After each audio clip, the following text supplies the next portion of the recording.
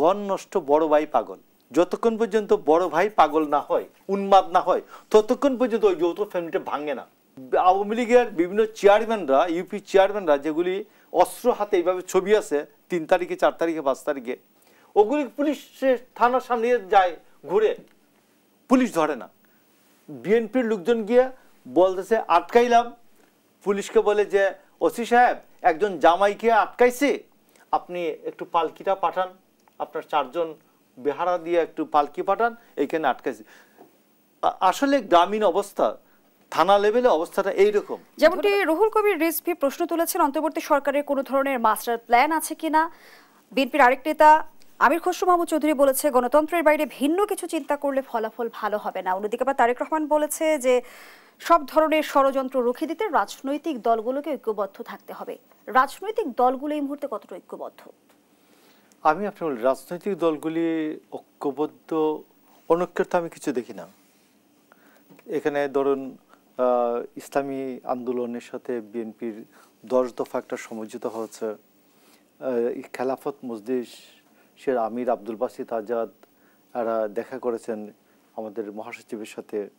অন্যান্য আমাদের যে পুরাতন যে জোটগুলি আছে, নাগরিক ঐক্য, বাম গণতান্ত্রিক ফ্রন্ট, এদের সাথে তো ইউনিটিটা আছে।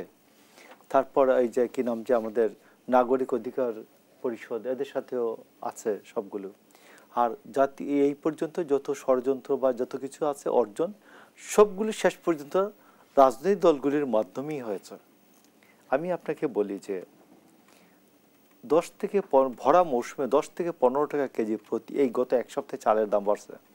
এদিকে বাড়ার কোনো কারণ আছে? কোনো কারণ আছে? আচ্ছা, আমি বাড়লো বুঝলাম, আপনার দলের লোকজন চাঁদাবাজি করে এরকম তো বলা হয়। আমি বলছি যে তাইলে আপনি 10 থেকে 15 টাকা কেজি চালের দাম বাড়ছে, আমার কৃষক কি পাইছে? কৃষক কি পাচ্ছে দামটা? কৃষক পাইলে আমার আপত্তি নাই। আপনি মেয়ে সাংবাদিককে ঢুকতে দিলেন না। আমার মেয়েদের ফুটবল জিয়াউর রহমান চালু করছিল আজ থেকে 40-45 বছর আগে। 45 বছর আগে জিয়া মেয়েদের ফুটবল চালু করছিলেন। আপনি আজকে 45 বছর পরে বাংলাদেশে আমাকে দেখতে হবে মেয়েদের ফুটবল বন্ধ করে দিয়েছে, আপনি বিবৃতি দিচ্ছেন কেন? আপনি ধরবেন আগে, আপনি বলবেন বিবৃতিটা হবে আপনার যে যারা মেয়েদের ফুটবল করেছিল তছনছ করে দিয়েছে, পণ্ড করেছে, আমরা এদের এতজনকে ধরেছি। আপনি ধরেন নাই কেন? আপনি বিবৃতি দিবেন কেন? হু আর ইউ? আপনি কি সুশীল সাজান? সুশীল সাজান? তো মানুষ যদি এটার প্রতিকার নেয়, আমার বিএনপি যদি ওই লোকাল লিগ বলে যে আমি ঠিক আছে, গভর্নমেন্ট প্রতিকার নিচ্ছে না, প্রেসিডেন্ট জিয়া মেয়েদের ফুটবল চালু করছিল, যারা ফুটবল বন্ধ করছে আমি প্রতিকার নিব, এই পুলিশ আয় এখানে ধর, এটি আমি ধরিয়ে দিলাম। এবং বিভিন্ন জায়গায় আজকে একজন সাংবাদিক, আমি নাম বলতে চাই না, ছোট বাচ্চা বলতেছে যে ফেসিবাদের যে হত্যাকাণ্ড আছে এগুলো নিয়ে কোনো আলোচনা নাই, বিচার নিয়ে আলোচনা নাই। কেন? বিচার করার জন্য তুমি গভর্নমেন্টে আছো, তো ইউ আর ইন গভর্নমেন্ট, তুমি চেয়ারে আসো, এটা তোমার দায়িত্ব। তুমি না করলে আমি বলবো যে তুমি ফেসিবাদের কি বলে, ফেসিবাদকে তুমি খাতির করছো, ফেসিবাদকে তুমি বিচার করছো না কেন? তখন আমি বলবো আমি তো তোমাকে গভর্নমেন্টে রাখছি, আমি তোমাকে মার্সি স্পেয়ার করতেছি, আমার মার্সির উপর তুমি দাঁড়িয়ে আছো। কারণ একটা জেলার থেকে 30 কিলোমিটার দূরে, 35 কিলোমিটার দূরে ইউনিয়নে, ওইখানে বৈষম্য বিরোধী নাই, ওইখানে বিএনপি আছে, জামাত আছে, কিছু কিছু অন্যান্য রাজনৈতিক দল আছে। তো এই জন্য আমি আপনি বলছি যে হিসাবটা হচ্ছে এই কি বলে, এই গভর্নমেন্টের প্রধান একটা সিলেটি একটা প্রবাদ বলি, গণ নষ্ট বড় ভাই পাগল। যতক্ষণ পর্যন্ত বড় ভাই পাগল না হয়, উন্মাদ না হয়, ততক্ষণ পর্যন্ত ওই যৌথ ফ্যামিলিটা ভাঙে না। তো ডক্টর ইউনূস যদি উন্মাদ হয়ে যান, পাগল হয়ে যান, তাহলে টোটাল গভর্নমেন্ট কোলাপস করবে, দেশ ক্ষতিগ্রস্ত হবে। আমি ওনাকে অনুরোধ করে বলবো যে আপনি এখনো, আমরা মনে করি you are the balancing factor, আপনি এখনো দুষে গুণে সবকিছু মিলিয়ে, ইতিহাসের সবকিছু মিলিয়ে আপনাকে আমরা এখনো আস্থায় রাখতে চাই। আপনি দয়া করে সঠিক লাইনে থাকুন।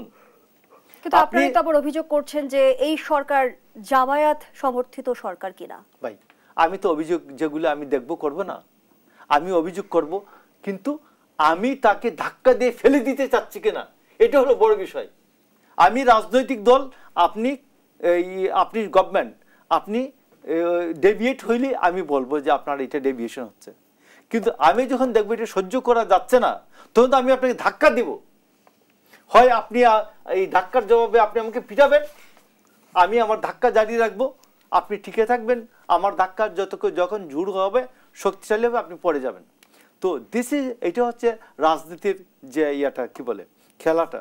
তো এখানে রাজনীতির খেলাটা বিএনপি রাজনীতির খেলছে না, রাজনীতি তাকে মার্সির উপর রাখছে যে ভাই আপনি চালান, আপনি সুষ্ঠুভাবে চালান, সুন্দরভাবে চালান।